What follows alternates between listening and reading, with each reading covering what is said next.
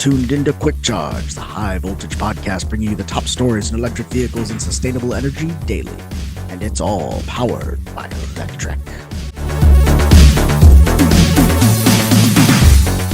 Welcome to Quick Charge. It's November 24th, 2025, and I'm your host, Joe Annotti. As we wrap up 2025, we're going to be looking ahead to 2026. There is so much going on in the world of fleet, in the world of emissions, in the world of EVs. It's hard to figure out really where we want to get started. But I think a really good place to start is going to be commercial trucking and commercial fleets. But before we get too far into this, I want to remind everybody listening that we still have the Climate Exchange raffle happening.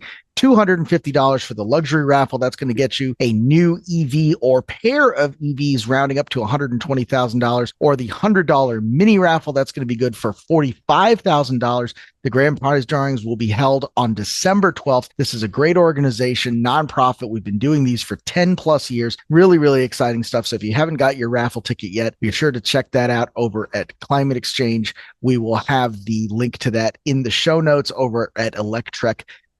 And of course, in the bottom right-hand corner, we're going to have some sample raffle tickets so you remember what those look like and get all excited about that if you're watching us on YouTube. Now, earlier this year, we were talking about a company called TRC. They're kind of a industry consultant. They do a lot of work with utilities, a lot of work with fleets, and they have made a name for themselves in the clean trucking space, both for managing the ACT Expo, the ACT Expo, which is a huge trade show that happens every year for clean transportation, both on and off highway, and for helping commercial fleets navigate the increasingly complex world of ZEV incentives. And earlier this year, the company reached a major milestone with $2 billion in funding. And as we get closer to the 2026 show, we're going to be rounding $2.5 billion and soon $3 billion in total incentives handed out. Some of the noteworthy projects that have received funding with TRC support include $40 million for the JETSI project that deployed 100 zero-emission Class 8 trucks across Southern California to operationalize zero-emission freight movement at scale. Another $44 million for Volvo Lights, an initiative that implemented a blueprint for the complete ecosystem needed to successfully deploy commercial battery electric trucks. $95 million for the Nevada Gold Mine's 200 megawatt solar project, accelerating the decarbonization of mining operations in northern Nevada. $15.4 million for the Frito-Lay zero and near zero emission freight facility project in Modesto, California. $5 million for Mariposa County Resource Conservation District to develop, demonstrate, and deploy environmentally and economically sustainable biomass to energy systems for forest and food waste sectors. $6.5 million for Forest Farms for projects to modify bankyards with EV parking stalls and implement emission-reducing mechanical upgrades at 5 Foster Farm plants. And finally, $4.4 million for the Otter Tail Power Company to enhance grid resiliency with next generation technology. So why are we talking about this? Of course, not only are we looking ahead, but it seemed like the perfect time to get my good friend Joe Annotti. He's a president over at TRC, a director of these programs, and he is one of the best resources to talk about the future of trucking, the future of clean fuels and transportation. And he has a bird's eye, 30,000 foot view of the industry as it stands. I don't do any of that AI transcription stuff. I don't know if you want to, you're more than free to. Don't worry about it. But like, I don't, some people are like, my Otter isn't connected. Like, I don't. I don't care about your Otter, dude. Well, listen, so I'm here with my good friend Joe Annotti from TRC, formerly Gladstein Neandros and Associates GNA.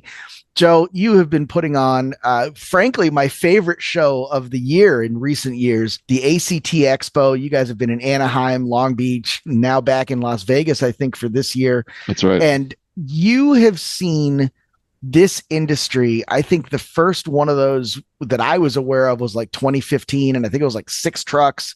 And then last year it was 200 and something. We had big hydrogen rollout. We had natural gas, and it has been a wild year where I think 2-3 years ago, we all would have said, yeah, we're going battery electric and this is what's happening. And now, I don't know, but you know, and that's why you're on the show. You're going to tell us all about it. I've been in the space since 2009 when I started the EPA and working on their clean transportation programs. At that time, that was the Obama administration. So, the EPA was as big and robust as it has ever been. And since that time, though, we've never seen anything like what's happened in this past year. There's no precedent for any of this stuff. And we're really working through with our clients, what does it mean for a federal funding landscape to stop, then restart, then get pared down, then shut down, then reopen, and it's unsettling at the very least, and really, for some folks out there, disconcerting. For others, just saying, put your hands up and walk away. But that has ramifications on our economic and financial landscape as well. We've had clients shutter. Others have scaled back dramatically. Others have gone whole hog and are redoubling investments. That's one of the things that we're actually seeing already now with the agenda and the content, and the sponsors and people who are going to be at the floor on the show. This is our 16th year of ACT Expo, and so we're going to be back in Vegas, as you said, May 4th through 7th. But a lot of the buzz right now, always been a vehicle show. We'll have over 200 again. But the buzzy stuff you're going to hear is on language like software-defined vehicles and connected vehicles. We've got a whole track on autonomous and AI integrations with medium and heavy-duty transportation partners.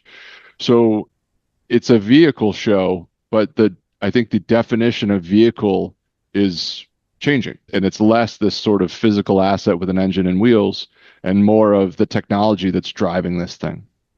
I think that's a great point that you're making, right? Because all of this has always been, how do we do more with less, right? How do we, as a fleet, we move more stuff from A to B, we carry more cargo, and we do it with fewer emissions. We do it by burning less fuel. We do it by increasing our margins. And I think it's totally fair to say, like, look, we're going to burn this much fuel. We're going to use this much energy.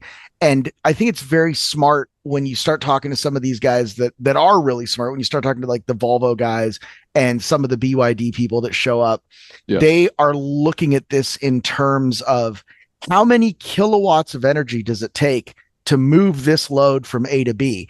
And whether those kilowatts are produced by diesel, whether they're produced by RNG, CNG, whether they're produced by battery power, how are we going to get those kilowatts in the most cost-effective, efficient, reliable, dependable way? And I think software-defined vehicle, I think this kind of AI integration in the fleet management and the telematics, we've seen incredible stuff coming out from Geotab recently. I know there's others in the space, but for sure, they're the 800-pound gorilla that everybody knows, right? When you look at that, do you think that fleets are now prioritizing sort of that make more happen with less resources over new technology, or do you think that new technology is what's driving that? I mean, I don't think there is one answer. I mean, I think it's, really comes down to a fleet specific basis. What we have seen though, trend wise, particularly this year is not necessarily doing more with less, but doing more with what you have.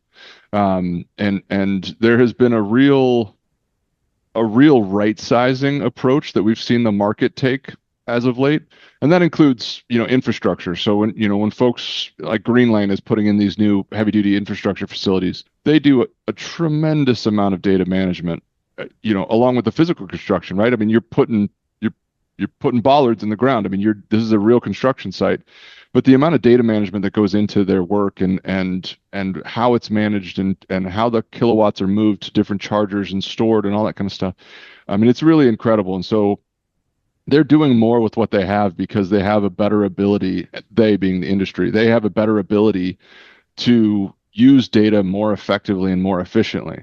Now, I will flag that, doing more with what you have does have real world energy implications.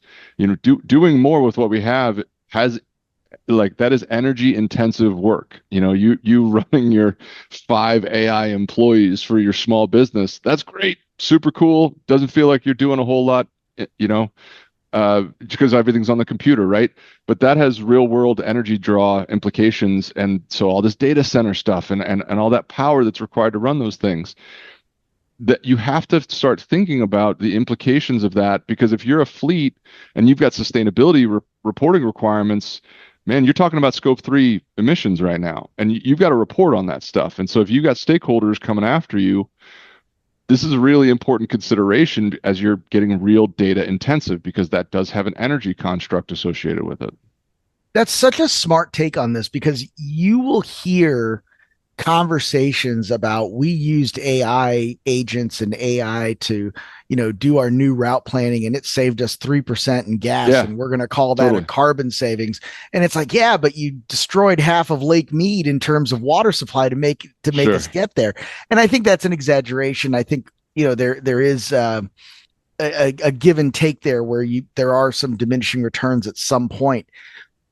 I've always found though that with EVs there's always been sort of a self-fulfilling prophecy, right? Especially if you look at off-highway and mining equipment. We've had the Yeah. guys from Fortescue and Cool. Liebherr on a couple of times, and they talk about their underground mining equipment, their surface mining equipment being battery electric, and how that works for them.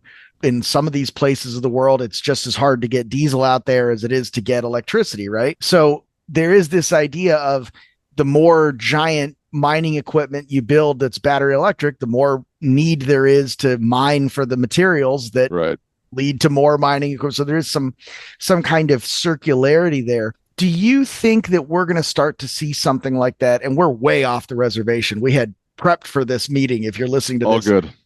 do you think there's a circularity in here where people are using that AI to fill gaps in their own skill set, to run more effectively and do more with what they already have, which is then going to essentially uncover new efficiencies that will then drive doing even more with what they have, and then kind of ironically lead to, oh, we can bring in two more trucks and it's going to be great. And we can actually start to grow and expand this business because we're finding new avenues to free up cash flow, and that is going to sort of drive more of these software defined vehicle purchases, whether they're diesel or natural gas or anything else.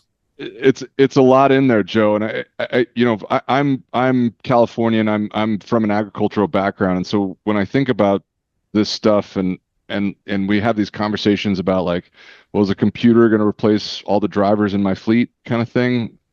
I don't think we're quite there. So what I equate But it to might replace a lot of your landscaping totally, guys. It might replace a totally. lot of your yard hostler guys. Well, look, I mean, did you see there was a golf tournament last month and the entire grounds crew was automated lawnmowers? Yeah, the Husqvarna ones. It was Yep. cool. Yeah, really cool. I mean, really cool to watch, not super cool if that was your job last year at the tournament.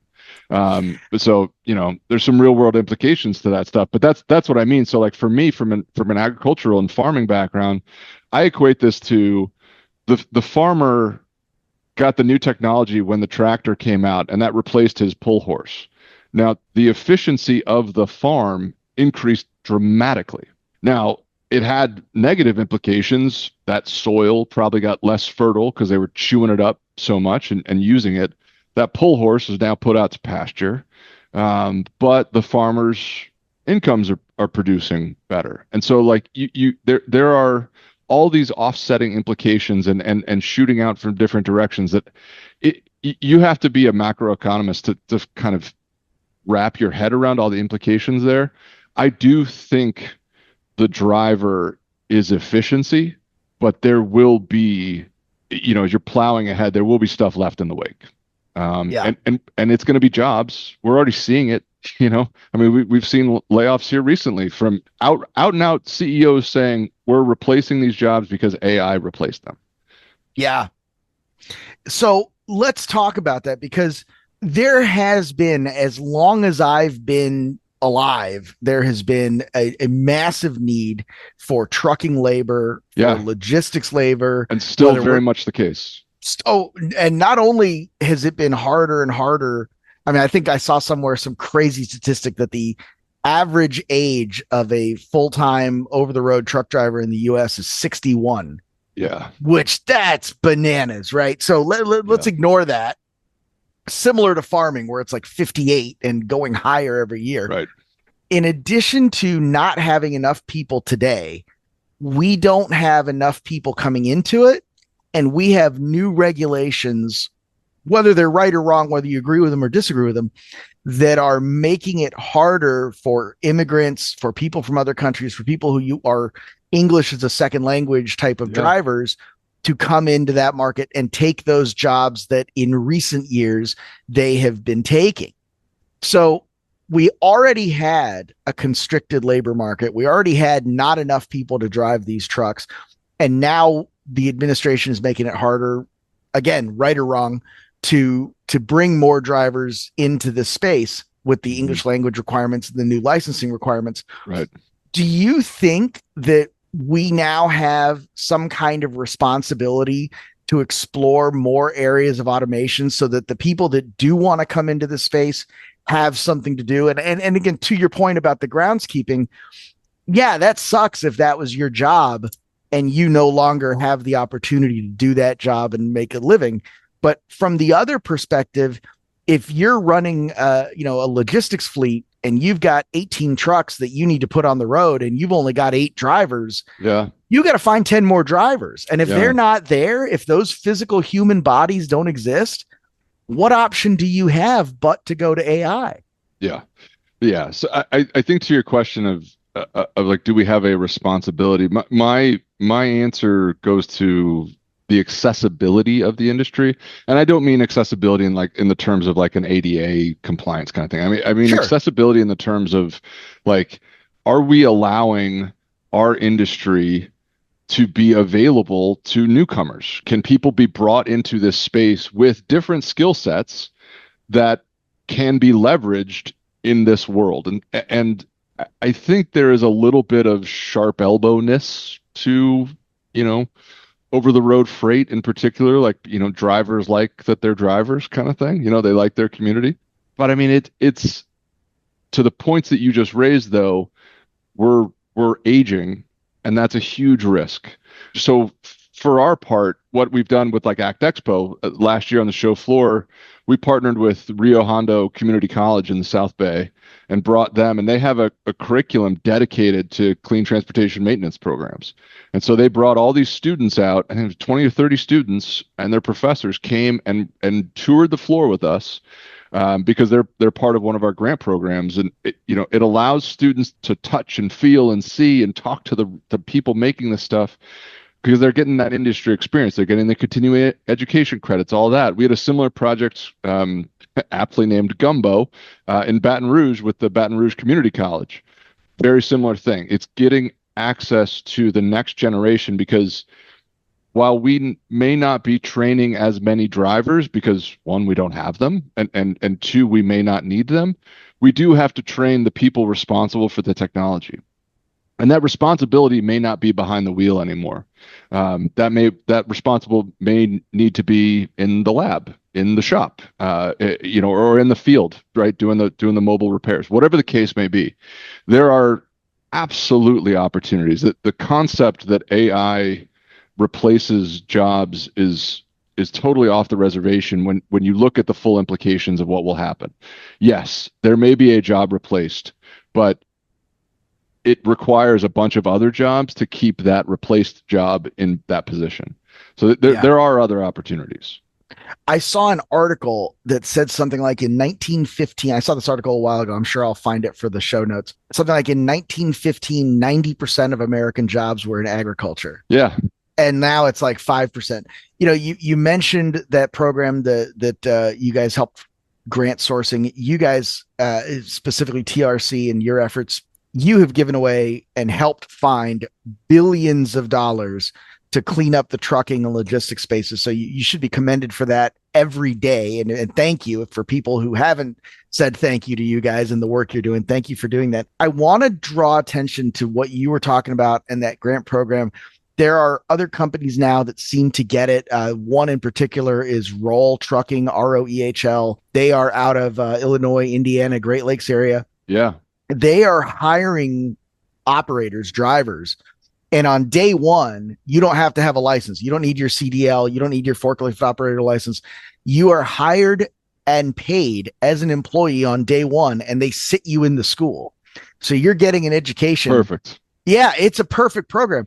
If you're a trucking fleet, if you're a fleet manager, a manufacturer, and you want to get more people in this, what is the avenue to make something like that happen? Do you think there's a place in funding for that? Do you think that there are, maybe it's utilities, maybe it's state governments that might want to explore programs like that to help get more EV technicians, more alt fuel technicians out there, and try to make it easier for companies to decarbonize? Yeah, we are seeing money out there, and we have been. I mean, as you said, we're very active in the incentive space. By virtue of it being novel, this technology is expensive, and so to that end, we've gone out and found about 2.5 billion right now is the number in terms of incentives that we've secured for our clients. The lion's share in the past 6 years has been almost all in the zero emission space too. But we have seen an increasing focus on labor. We saw more in the last administration. That's fairly traditional. Democrats typically favor labor funding more, so it's not.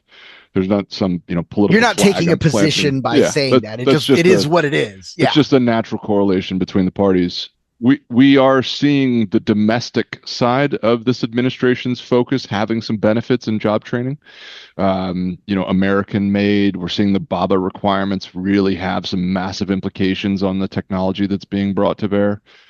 But in terms of the accessibility and finding the right kind of companies that are doing this stuff, what I often go to is I look at what the OEMs have been doing with their pilot projects in the medium and heavy duty space, because all the OEMs have done pilots, right? You're not going to introduce a brand new technology like this and just say we're open for business, we're going to start selling 1,000 units a month, kind of thing, right? You've got to give the drivers a chance to figure it out. You need to give the fleets and the operators a chance to get the data on it. You need the utilities to figure out how they're going to get enough power on site. And so you look at guys, I mean, these are some really small shops, guys like Height Logistics, King Fio, TradeLink. I mean, these are smaller fleets. They're running pilots. These guys are committed to the cause because it's the right environmental, social, and financial solution for their service. It's not the solution for everybody. That's an important thing. This is not a greenwash. I'm not, an acolyte of the environmental space. I mean, I am. We run a business, and so the numbers have to make sense. And so, TCO and cost of ownership, all this stuff is a real factor here. But then that's why you get guys like NFI and 4Gen and Schneider and Cisco, big fleets that are making these efforts as well. Looking to those parties has been really interesting to see who kind of steps up and for what reasons. We have not seen the environmental evangelists much lately, for a whole bunch of obvious reasons. But the financial drivers of clean transportation have been a huge focus point in 2025. Yeah. You made a great point talking about, the ESG goals and kind of some of the intangible goals of this. I have a fleet, a gentleman here, an organization in Chicago. I don't want to necessarily name them, but I'll tell you who they are when I see you in May, and we'll definitely talk to them. But they are, I would say, well known in the Chicago region for campaigning for a certain political party that is not typically associated with environmentalism, and they switched out their semi fleet and their business fleet completely to EVs, and their reasoning for it was absolutely bananas. They operate, if you've ever been to Chicago, you understand that Midway Airport is in a neighborhood. It's like people just live there. Yeah, it's just across the street. Yep. Yeah, like you live there and there's airplanes landing. And he had almost full-time staffers dealing with community complaints, noise complaints, issues like that. And when he switched to EVs, he did it strictly for, he was saying that he wanted a cab over truck, a cab over Class 8. And the Nikola trucks were the only ones he could buy in the US. So he bought them because that's what he wanted. And he said that from the reduction in noise complaints, he went from getting noise complaints to getting emails congratulating him for green fleets. And he was telling me that, I used to go to the Cubs games and I'd get spit on by people who knew who I was. And those same people are now shaking my hand, telling me congratulations for decarbonizing. And he said, just for that quality of life increase, I'm going to electrify my entire operation. And that's the kind of thing where you never know why people are going to decarbonize or go electric. In 2012, when my Nissan GTR got whooped by a Tesla, I didn't care if that thing was running on baby seal blood. I had to have it. Sure. So like that was the answer, right? And now here we are 10 years later, 13 years later, and now it's my career. So you never know people's path, but I think once you get into it and once you start to see the cascading benefits, especially because we're on an Electrek podcast, right? Yeah. We're gonna pump up the battery electric stuff. I think you're gonna make that transition. The last thing, Joe, I know we're getting to the end of our time commitment. I'll make this real quick. I think the kind of the under the radar story of the last 12, 18 months has been the proliferation of hybrid vehicles in the light duty space, Absolutely. where, we talk about EV growth being up 8-10% a year. In the last 18 months, it's some ridiculous number. It's like 54% year over year increase in, mild hybrids, light electrification to, again, do more with what we already have, right? Like get a little bit more miles per gallon out of that 4-cylinder, get a little more performance out of it, that kind of thing. We haven't yet seen that, or at least I haven't yet seen that in the heavy equipment trucking space, which that industry, in my opinion, tends to be about 2 or 3 years behind the automotive space, the light duty space in terms of tech rollout. I'd agree. Is that something you think we're going to start to see, or you think nobody knows it's the Wild West? It's a viable question because on paper it makes a lot of sense. It makes total sense. There's efficiencies for it. You regen on the brake, and these trucks are always, you're throwing on brakes and Jake brakes on the road, and you're running those types of use cases that seemingly are a good fit for hybrids. And they've tried. I mean, this is not this is back in my early career. Diesel hybrid technology was like, hey man, this is going to change the future of trucking, and it didn't work then in mass adoption. The knock being that your mechanics have to know 2 propulsion systems. Yeah. And that's, you're already stressed to find certified mechanics who you trust on one system. It's right back to the people side of it. Bingo. And so now you've got to have these mechanics that are certified on a combustion propulsion system and then a battery propulsion system. And then you need a computer software guy, right? Because they got to talk to each other. And it makes it a hard economic use case to kind of manage. But again, on paper, I love it. In practice, it becomes challenging. This is what I love having conversations with you. I know we only do these 2 or 3 times a year, but we got to do them a lot more because we always start talking about tech. And we always get into how the tech is going to replace the people. And then in order to get the tech, you need 3 new guys. Totally. To replace the one driver, you got to get 3 new guys.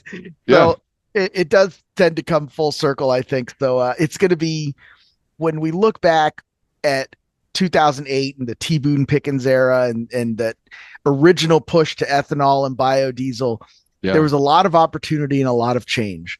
And I think right now there's going to be a lot of opportunity, a lot of change. There's going to be winners and losers, and it's going to be really interesting to see all of that play out. If you are the type of person listening to this who wants to see how it's going to go, wants to track the trends, absolutely follow Joe on LinkedIn. He's a great guy to follow. Follow TRC and the work that they're doing with ACT Expo, and obviously go to ACT Expo. Absolutely. But that's my pitch for that. Joe, how do people follow along other than like the typical LinkedIn? Where do they go to find out the latest and greatest from what you guys are doing? Yeah, so we'll be in Las Vegas May 4th through 7th at ACT Expo, actexpo.com, actexpo.com. Or you can search for us on trccompanies.com. You can find us there. Sign up for newsletters, subscriptions. We do. And if they can't spell companies, they shouldn't go. Well, I'll give you one more easy one. actnews.com. That's the sort of industry leading publication, newsletter, everything kind of downloaded and aggregated. Yeah. ACT. Almost as good as Electrek. We're getting there. We got stiff competition though, Joe. I hear you. Joe, thank you so much for being on this. We'll see you again in May. Hopefully we'll talk before then. And as always, great guest. Thank you so much. Thanks, Joe. Appreciate it. All right, I'm going to stop recording. Once again, that's my good friend Joe Annotti at TRC. We'll have links to all this good stuff in the show notes here today over electrek.co. Before you go, you may be wondering how all this stuff wraps up, especially now that we don't have the federal EV tax credit or that clean vehicle credit. I just want to remind everyone, if you're in a position to be buying these big, heavy vehicles, you're looking for a way to close out your 2025 fiscal year, remember that the bigger, badder Section 179 tax credit could help power up your fleet's electrification efforts. Be sure to talk to your tax professional about how this section of the new tax code that was written in by the One Big Beautiful Bill Act of 2025 can help procure your charging equipment, your new EVs, any of the training that you need to keep those things running and integrate them into your fleet. And as always, like and subscribe, follow along, check us out on, TikTok, any of that stuff. We don't have any of that stuff, but if you search for it enough, I think somebody will probably notify us and we'll put up some videos of dancing girls or something. It'll be great.